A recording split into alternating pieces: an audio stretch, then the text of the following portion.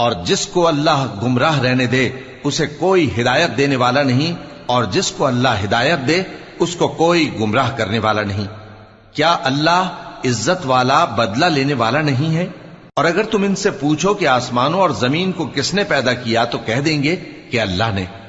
کہو کہ بھلا دیکھو تو جن کو تم اللہ کے سوا پکارتے ہو، اگر اللہ مجھ کو کوئی تکلیف پہنچانی چاہے تو کیا وہ اس تکلیف کو دور کر سکتی ہیں؟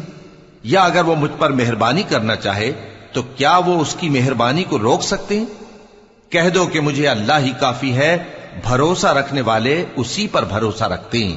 کہہ دو کہ اے قوم تم اپنی جگہ عمل کیے جاؤ، میں اپنی جگہ عمل کیے جاتا ہوں، ان قریب تم کو معلوم ہو جائے گا کہ کس پر عذاب آتا ہے جو اسے رسوا کرے گا، اور کس پر ہمیشہ کا عذاب نازل ہوتا ہے۔